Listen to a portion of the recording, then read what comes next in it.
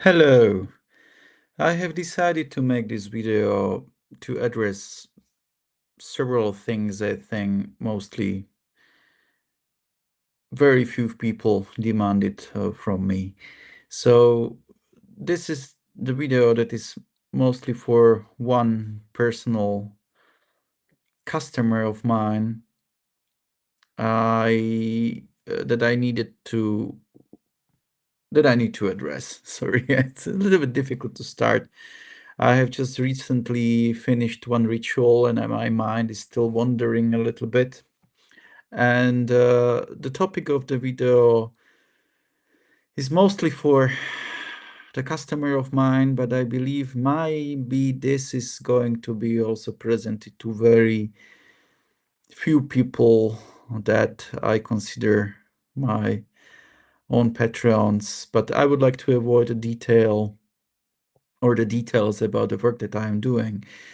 But those that this video is addressed for will understand what I mean. In general, I would like to speak about the techniques of reaching out to the spirits, speaking with them, communicating with them, if we encounter some kind of difficulties to access the astral spheres or just to get in connection with these type of energies.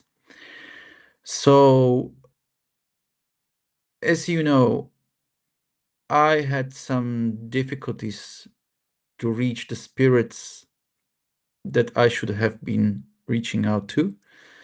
And it is quite difficult to reach them in case we have very little to encore to. By encoring, I mean that sometimes when I work for other people or for the customers of mine or for the friends of mine, I know them personally. And it's very easy to reach out and to connect with these people mentally, spiritually, to connect on their vibes, and then to work with their energy and uh, help them to progress in the way they want to progress. But if I have to do a work for someone that I don't personally know, or especially if the person would like to be practically in not to be known even to me. Sometimes it's just a very secret request, you know. You sometimes don't even know the name of the person you are working with, but you have a specific request to do something for those people. And it's easier if you know the target. But if you also, let's say, like in this situation, to reach to the spirit that you know, that you don't know the name of the spirit, you don't know the sigil of the spirit, but you should contact it for the customer that you know nothing about. And practically all of the communication is done secretly. That's totally fine. It's very difficult to encore on this. So that's why sometimes these type of operations might take quite a long time. Working with the spirits is not that difficult. We, as a humans, have this spark of divinity that it's still within us. So, and I believe that working with goetic spirits or with angels, diamonds, demons, it's not that difficult with some kind of technique. And usually this type of work is done from within. If we internally would like to reach to some spirit of our choosing, to work with some kind of deity, we imagine that type of deity. We imagine, we try to do this visualization technique a lot. And with a little bit of practice, it's got automatic. You might get dreams, you might get specific uh,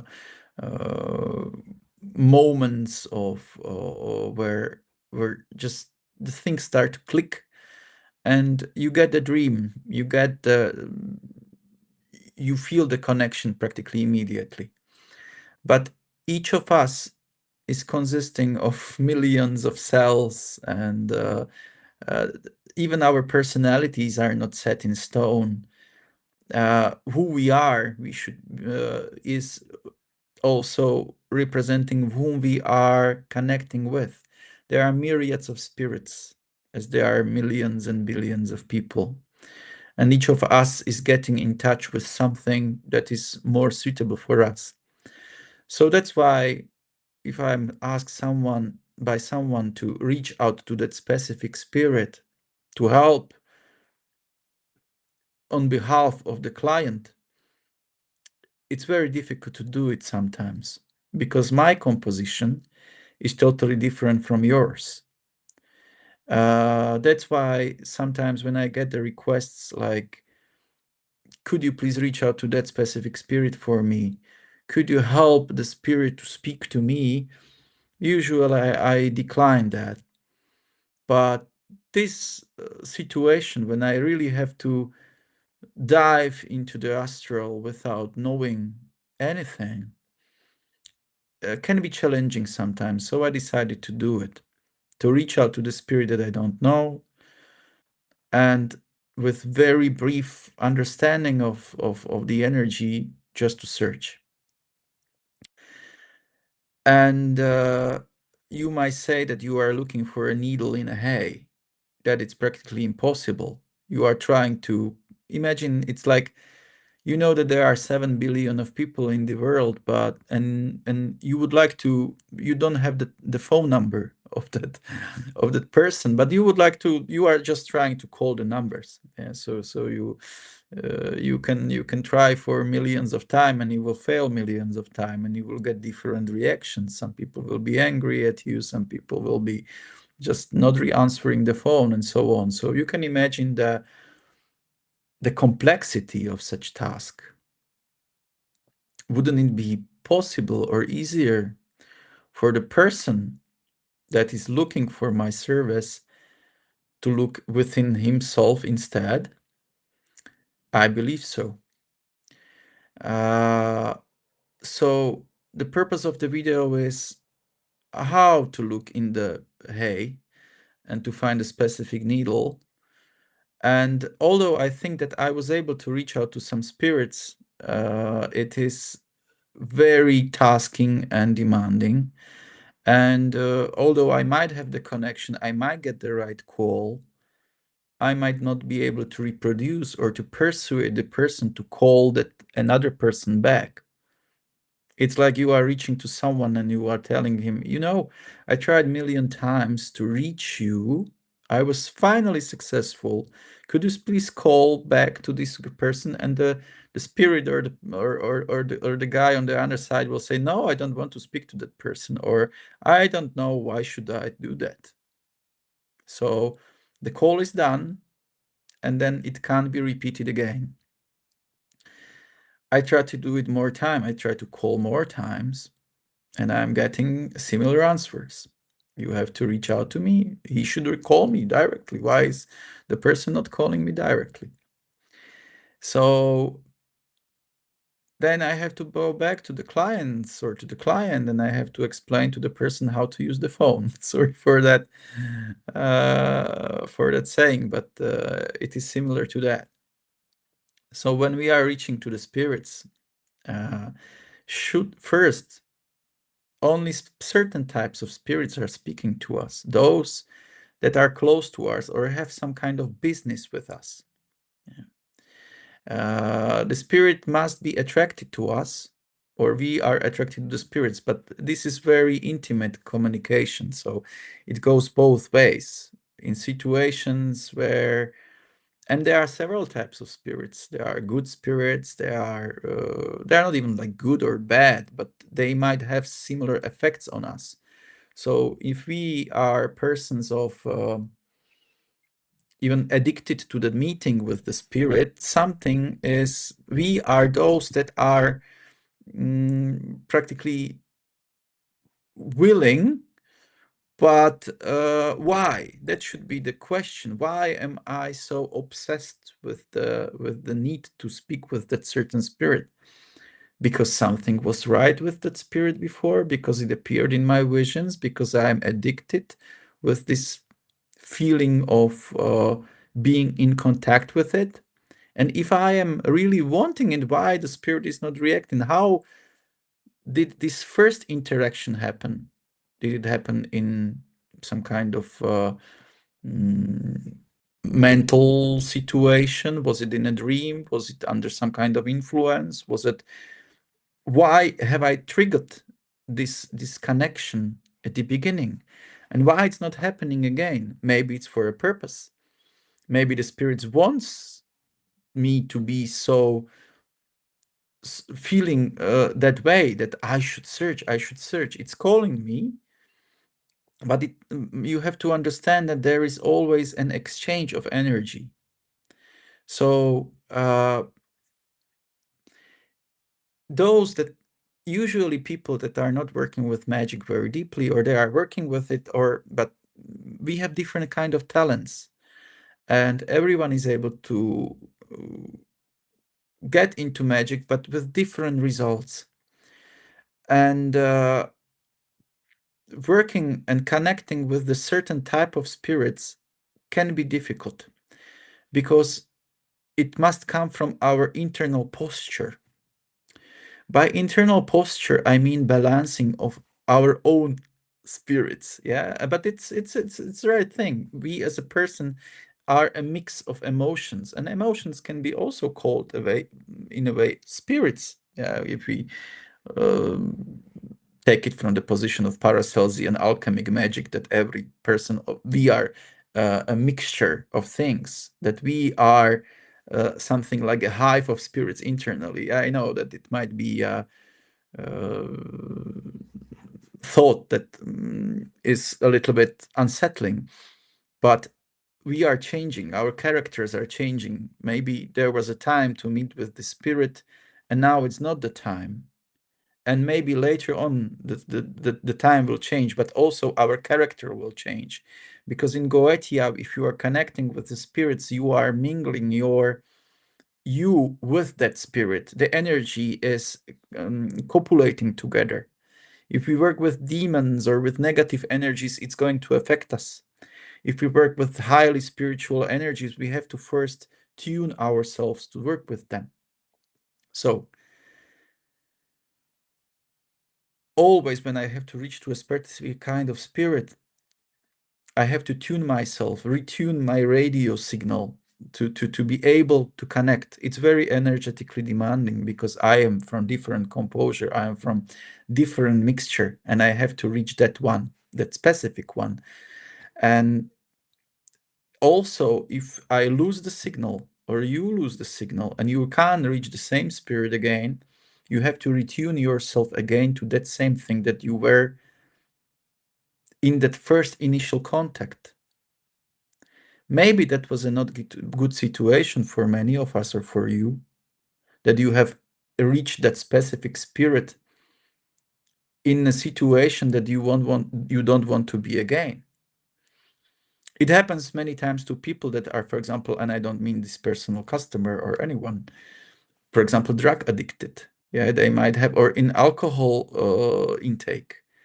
They were able to connect with something, and they are searching for that type of energy again and again. But the situation, the position of the stars, the situation is not appearing again. And you have to look and watch for the same situation, for that same moment, or for that very similar moment to happen again. That's why when we sometimes connect with spirits, we are communicating and checking the hours and so on. I believe that many spirits that have this nature of almost like creating addiction to other customers or other people or other disciples, that are really searching, they are obsessed by this energy coming from the moon sphere, because moon is a energy of very strong imagination, visions, hallucinations, and addictions as well. So the initial guess is that if you encounter such kind of spirit that is elusive, but it's also very strongly addictive, many times it comes from the closest magical sphere to us, that's the moon sphere. So you have various options, of course. You can work with some other spirits coming from that sphere that you already know. If you are a seasoned practitioner, asking them for that specific spirit and so on, hierarchies and such. But that was my case. But if you look for certain spirits, it's not difficult to reach it if you go through the same procedure you did before, or you do it through magical way of focus.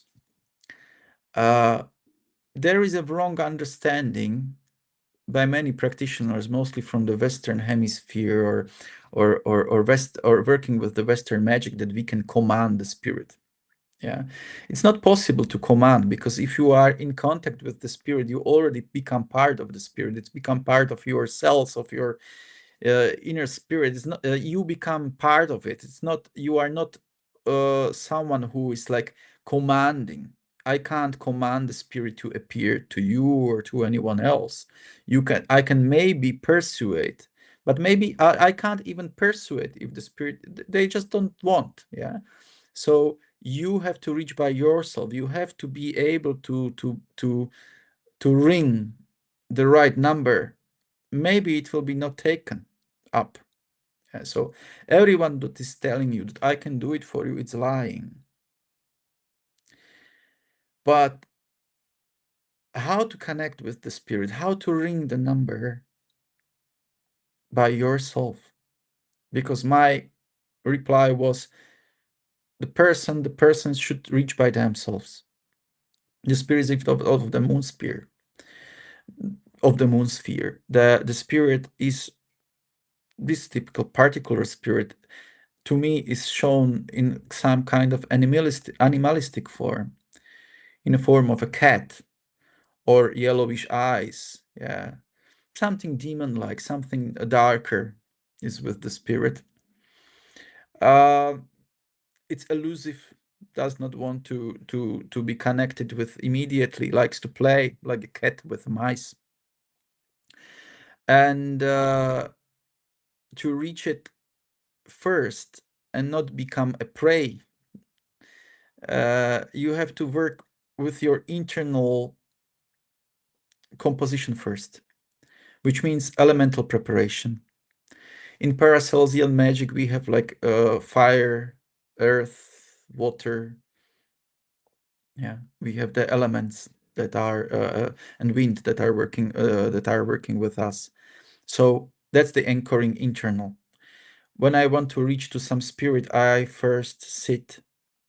Maybe I light a candle, and then I get into the situation that I'm not in some kind of elevated mood. Yeah, that I'm searching, or I'm nervous or something. It's total calmness. There are no other things coming into my mind. I don't think about work. I don't think about the success of the ritual. I'm calm, and you have to have that state, or be able to reach that state before you do any other practice. That practice is called mindfulness. Now very popular. A lot of people would like to get into the mindfulness state, to not think about anything before doing their action, doing their thing. And it's not easy for many to reach it. Yeah. So that's why sometimes they can connect with the spirits, but not through the the quietness. Paracelsus, they do it through alcohol, drugs, and so on, that elevate certain parts of their body. It's like ignites a lot of internal spirits that we have inside us. These feelings, we become receptive. A lot of people use incense and it helps, but at the end they can't control themselves, and they have this, they meet one spirit, another spirit. Yeah, it might be extremely nice experience, but it's fleeting, it's not controlled. Yeah. And many times those that are with addiction, for example, they get into the very high states of or elevated states. Hashish, for example, very strong thing. Yeah, but at the end it's not controlled. So imagine Paracelsus, a very old magician from the 16th century, says that we have to cleanse this speculum of the mind, this mirror of our mind first, like lens, and we can then focus this lens to the spiritual world, and we are cleansing the lenses of our mind through mindfulness practice, anchoring ourselves first internally, so we are like an empty vessel. And once you master the mindfulness through breathing techniques, through feeling that, okay, I am now, let's start with the elemental technique. I am sitting, and part of my body is now like an earth. I'm very heavy. I'm so heavy. I weigh tons and tons. And then my my mind switches, and the weight is going away, but it's replaced by air. I'm not so heavy anymore. I'm now so light, extremely light. I weigh nothing. My mind is flowing.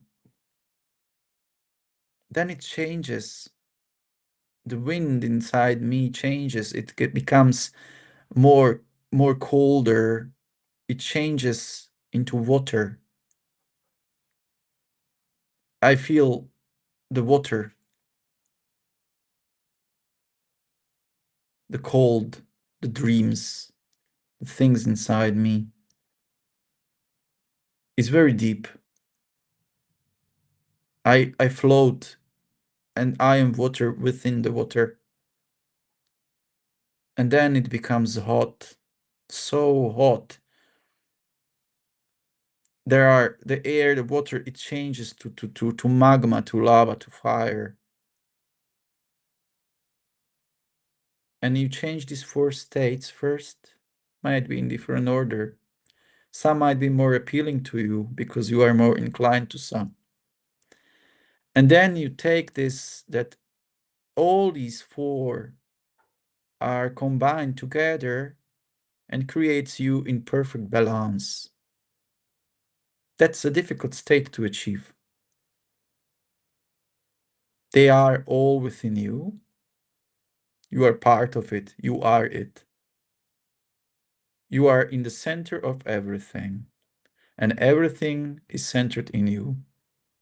You are part of everything. And this is the initial meditation that you do, that centers your mind, your thoughts. Then it all somehow changes. All of these four elements, these strengths and powers coming from four sides of the cardinal directions, then it changes to void, to ether, to cosmic place, space, everywhere around or outside of us. And then you dive to somewhere else, to the ether. Or you can imagine that you are in a dark place, dark room, and there is a candle, ritual candle, might be black or white, the colors doesn't matter as much.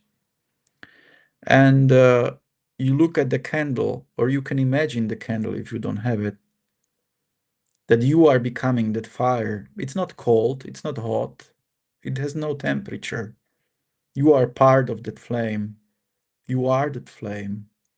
Everything is just that light flame, but each flame has darkness inside it. It's white and it's dark. There is opposites combining together. You are that flame.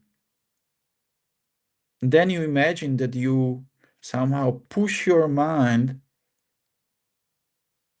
through that flame into darkness, because outside in the room that you are should be no light, mostly it should be done in dark. There is only darkness. You might have your open eyes, but the darkness without that fire, now you are not that fire. You are The fire is somewhere behind you, but it has no reflection. There is nothing solid anywhere. There is no reflection to anything. So you see only darkness before you. And you become so empty in the darkness that you are not the fire anymore. There is only pitch black darkness. There are no thoughts. There are no nothing. It's just void. You are that void. Practice that. Practice that void technique every day. Then return back to the fire and return back to the room. Return here to the library. These feelings of pushing yourself outside from you, from the room to somewhere else, to this otherness. And then you can do more techniques like that.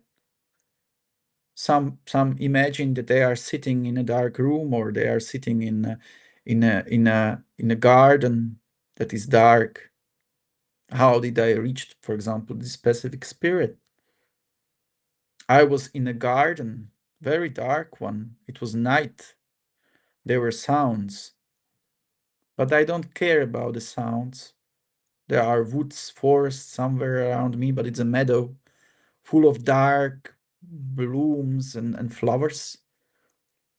And this meadow is full of small insects, whites, like pulsating this strange white willow wispy colors. I don't care about them. I'm naked, or was, and there is only a moonlight. The stars are not there. It's only strong, big, blue, white moon, and I'm sitting in that garden of darkness. I just sit. I feel the earth, this wet, slightly wet floor or grass where I'm sitting on it. It's cold. I feel the wind, but it's not so strong wind. It's a slight pull. And then I walk and I look, I stand up and I see that there is a slight hill. And under the hill there is a pillar, two pillars actually, that are interconnected between themselves on the top. The two pillars are big, maybe 30, 50 meters. They are huge. And they create some kind of like arcade or a gate. The pillars are of white ivory. They are on the top of the hill, and I slowly walk through this meadow, through these flowers, through these forests and trees around me, and I feel that there are things around there, but I don't care about them. Some shadows, maybe some spirits watching me, because I am now bathed in the light from that moon, and on those two ivory pillars, and in the middle of those pillars, it's like a gate. It's a white, white, very white light. It's like a gate, but there is nothing. There are no walls. It's just like a portal. And I walk and I feel that grass, those insects. I'm so small towards that huge gate. On the top of those pillars, I see there is practically only that moon. There is nothing about it on the dark, cloudless place, only the moon. And I stand before the pillars now. Around them there is a slight fog coming from that hypnotic white light on these pillars. And I stepped in without thinking, without fear. I just stepped in. And there is a, that's the tunnel. I'm now bathed in that hypnotic light, and my body also changes, but I don't focus much on my body, but I feel the body. It's now pearlescent white, mostly energetic. I don't know whether I, but I'm being pulled to that light. It takes some time. I just fly. And at the end of the tunnel there is like a moon. And I feel that I am practically spiraling or ascending. My spiritual body is ascending. And I reached a place like a moonscape, but it's not a moonscape that usually we feel like dust. No, it's more like stones, and they are from silver, they are from gold. There is a moon dust there as well, but the this landscape is filled in silverish light, and I walk through that moonscape. I walk through it, and there are so many stones and caves around, and there is this silvery dust, and only a sky which is pitch black. I don't walk too long, and I see something like a church or a cathedral made of silver, white stones, and also of bones. It's so whitish, but also a little bit like like a ruin, old. And there is a central place like a church. And I step in, and there are many windows through which the light from the outside is coming in, bluish, whitish. There is a marble floor. The windows are having strange colors. It's also mesmerizing how much color, how much light is around you. Your whole body, white body, is filled with this light. And in the center, I see a well. And at the end, it's not a well. It's like a staircase. And you go down. There is stairs, a lot of steps, cold. The light is still there, but I don't know why. But it's still there. It's cold, and you go deep into the body of the into the underground of the moon, and you appear in a cave. And the cave is big, crystallic. There are some strange sounds, like crystal tingling, clinging, but not too much. And many bones are around you, bones on the floor. Maybe yours, maybe someone else. A lot of them. All humanity turned into the bones and dust and yellowish dust. And you walk through it, and there are crystals everywhere. And the cave is pulsating with a lot of stones, a light, crystallic light now. And after you walk through that cave, in the center you will see a fireplace. And on that fireplace there is a small cauldron. made of silver, and inside it bubbles water. And also that even if it's bubbling, it's that not that hot. You sit and you just watch the water.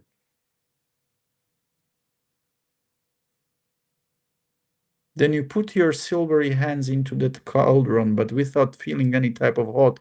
You drink the water and you close your spiritual eyes and you are somewhere else. There is a white desert. And on the desert there are two chairs. Chairs made of stone. And you sit on one stone.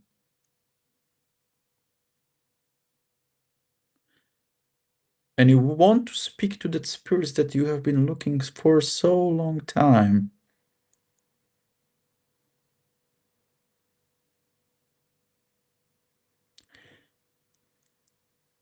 And you meet with the spirit.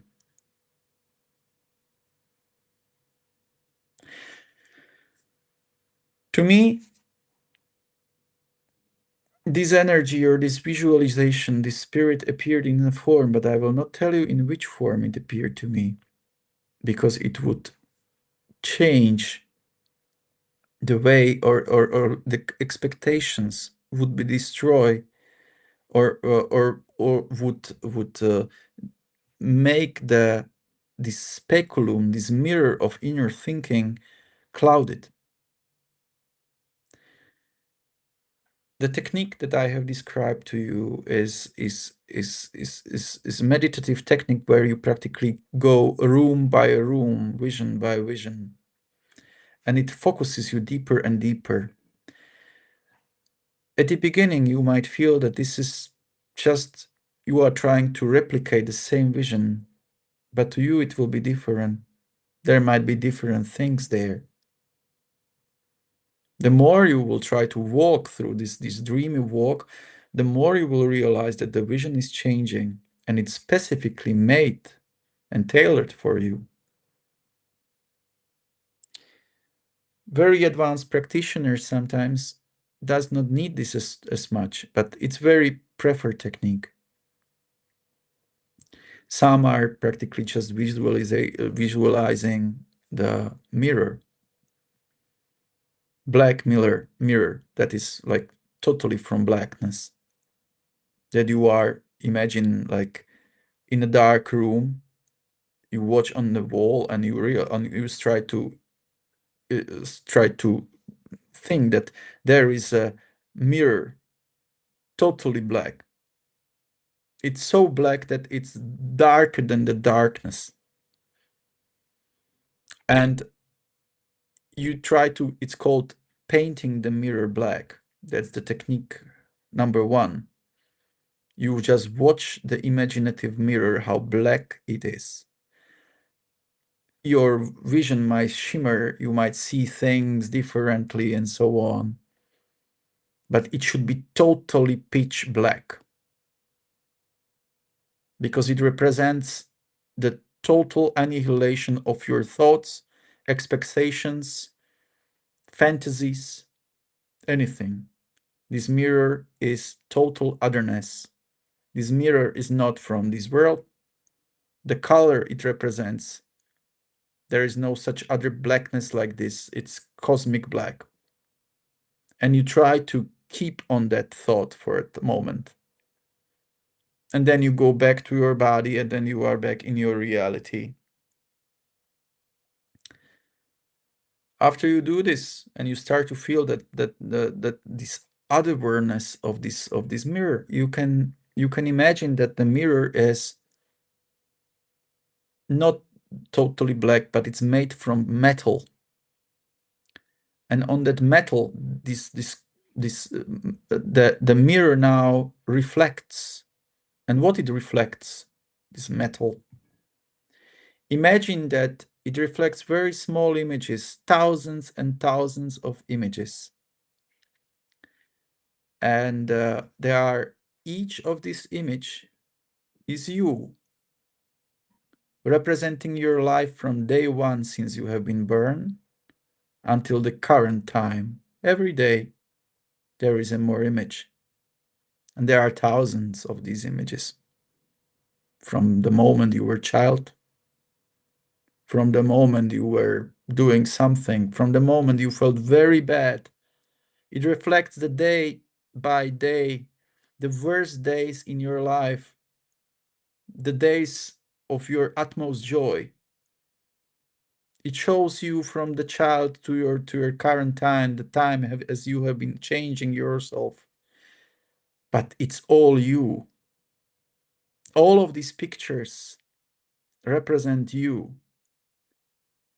You look at yourself from the totality of yourself, not as a person now, right now, with your current needs, requirements, wishes, anything, your current state of being. It's not that. Your current state of being as you are right now is just this, the highest layer. But instead, inside you, there are thousands and thousands of other states. And each of them is so complex and fulfilling you. You watch on yourself without any kind of judgment, without any kind of trying to generalize anything. You just accept the massivity of your complexity, everything in you, like a thousands of little diamonds or demons, because every day is different, connected with something different. Your composition is different, your thinking is different, your knowledge is different, your state, whether you are awake, sleeping, drunk, sober, all your life, angry, happy, is looking at you, and you are part of it. The mirror is you. And you practice this again for some time. And in time, you start to accept that we are extremely complex beings, and you start to question yourself why you are even looking for that spirit at all, which day it represents in your life, what it represents. You start to feel that there are some days that are like this, and then there are some days that are like that. But in a way,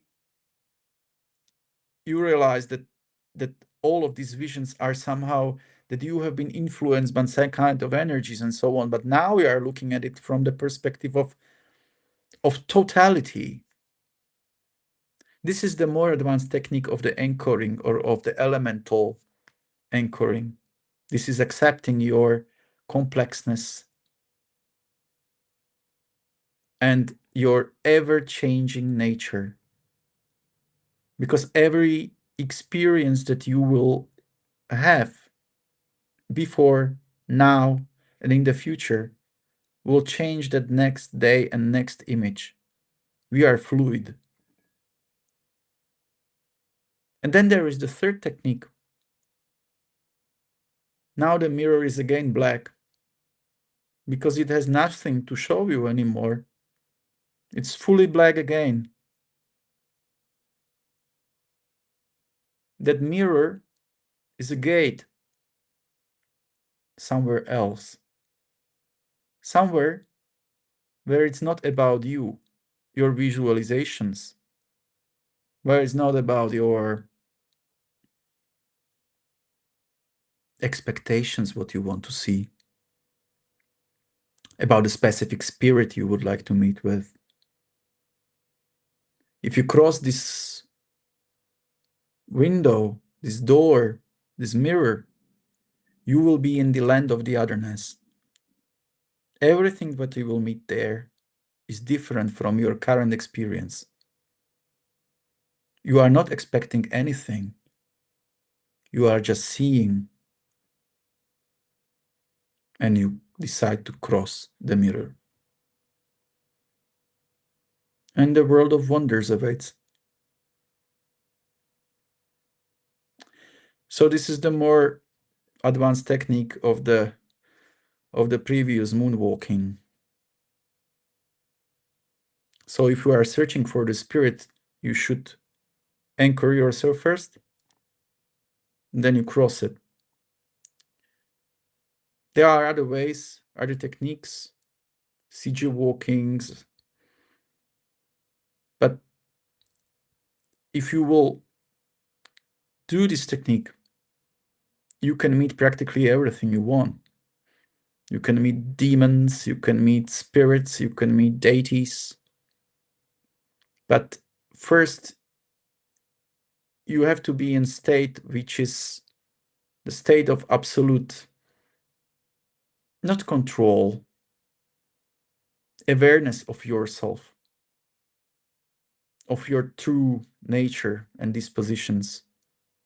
Because if you will be trying to cross this imaginative land, let's call it, with some kind of internal expectations, just some kind of trying to feel the fantasy, trying to reach it just because, or addiction, or you would like to have some kind of feeling, meeting with some kind of sexual succubi or whatever, you will meet everything what you will imagine, but it will be just the shadows of things.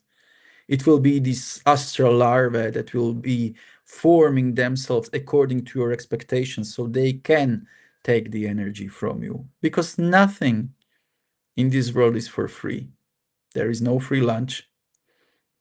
And the spirits wants our energy in exchange of communion.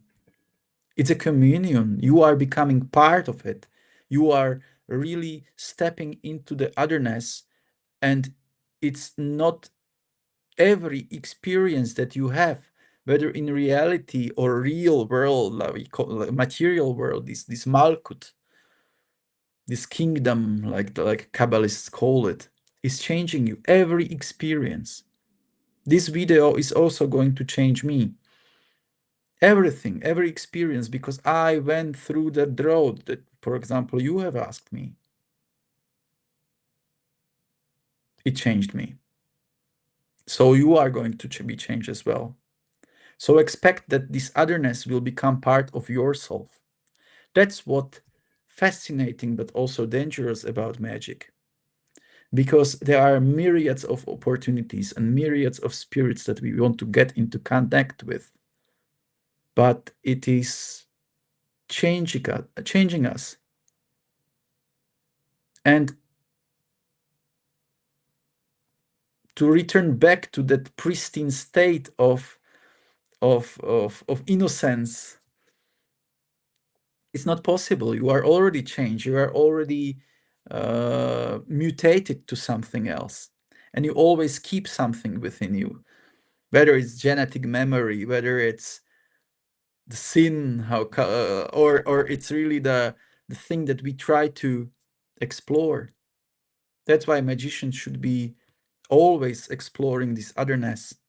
We shouldn't stay static, but we should be very careful about the friends and the spirits with we connect with. So first you have to anchor yourself and you have to look into yourself internally. If you can't reach such energy by yourself, it means that there is this lens is still not cleansed. And that is what the spirits is many times messaging.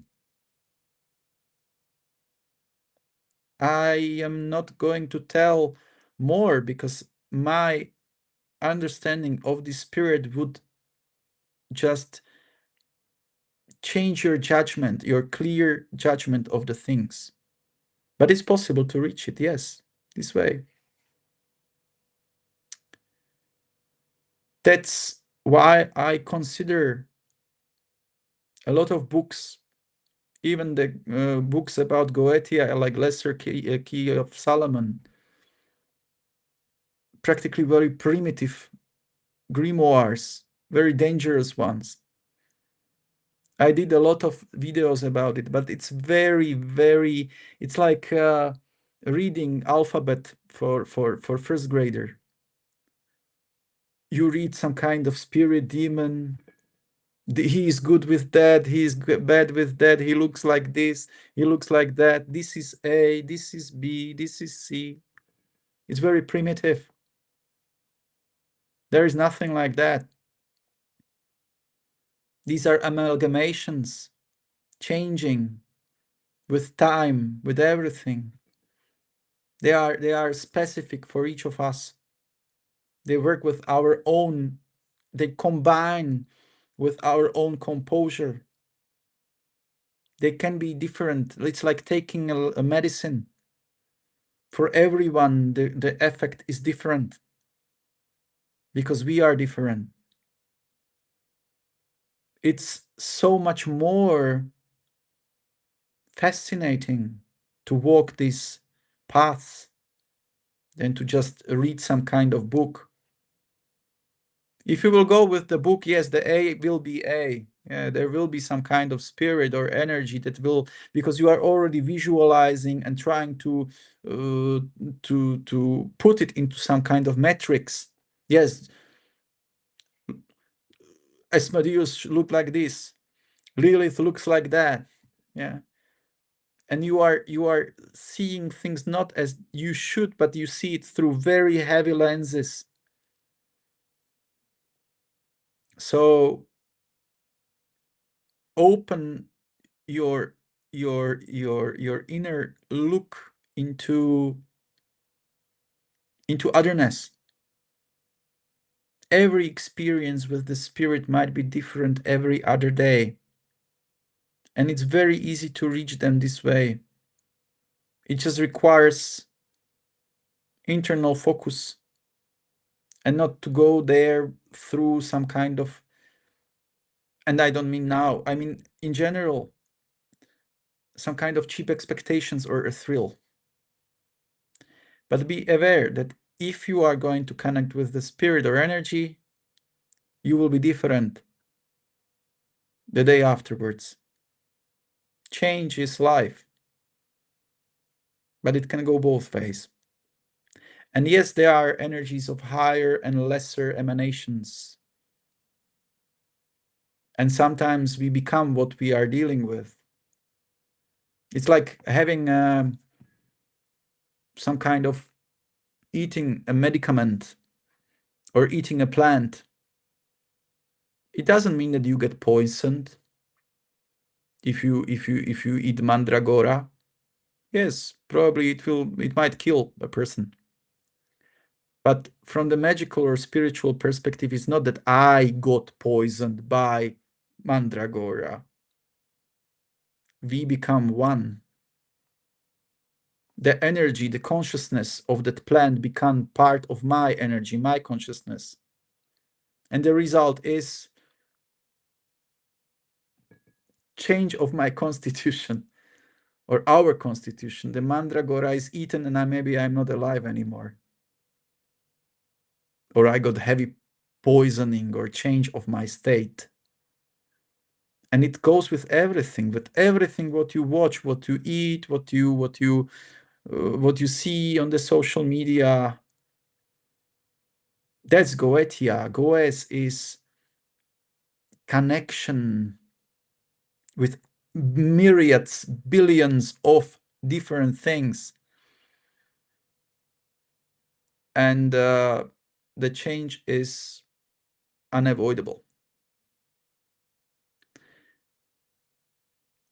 Please try to follow these techniques, and for few of you that will try to go this way, create your own techniques that are based on this.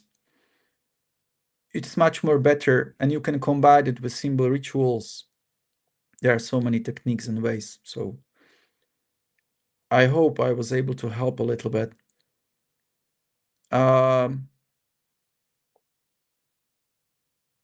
One last thing about the sigils. If you work with spirit very, very closely for a long time, it might provide you a sigillum or character. Those that are known in books are usually very general. The stronger one is the one that you have created with the communication with the spirit. This communication, this sigil gives a lot of power. But at the beginning, don't use the sigil. It's like using a gun to speak with a spirit, like on a gunpoint. Yeah, I mean, in astral travel and so on, you can use it. Yeah, but that's it's very personal. Yeah, it's maybe approach the spirit, and you might meet a lot of spirits in these realms. But you will meet the spirits that will be more attached to you, maybe some larvae and so on. You don't want to have this connection, but follow the protocols like in real life. Be careful always. Know your boundary. The boundary is the imaginating, maybe cross, not cross, cross can be as well, but circle, or just say no. Yeah, you don't have to approach every stranger. Maybe at the meadows at the beginning in the forest, there were many other spirits, but you don't approach them because you are focused on your way on your experience. But if you meet the spirit, if it is angry or something like that, it's like a wild animal. Don't show fear. Don't fight immediately. Stay your ground. But don't get into unnecessary conflicts and be polite to the energies around you. We have come up with this kind of bastardization of magic where we always see that I am a magician, I'm going to command you, and that no, that's not going to happen. That's like someone that is like, if I would go, I don't know, to the ring with a professional boxer, thinking that okay, I have a power of will and I'm going to knock him out. Yeah, it would end probably very bad for me. Yeah, so always realize that you are part of all of this, and you should take all creation in respect, but also you are not in servitude. This is for those that are so crazy about spirits, demons, and saying, "Oh yeah, yeah, great Beelzebub," and so on. Yeah, that's first is very naive, and it sounds like religion to me. Yeah, so this left-hand path craziness and mythologization of spirituality is also, it's like very similar to Christianity. Yeah, that we are making saints our smaller gods. Yeah, so just expect the otherness. It will be totally different from what you expect. Take care.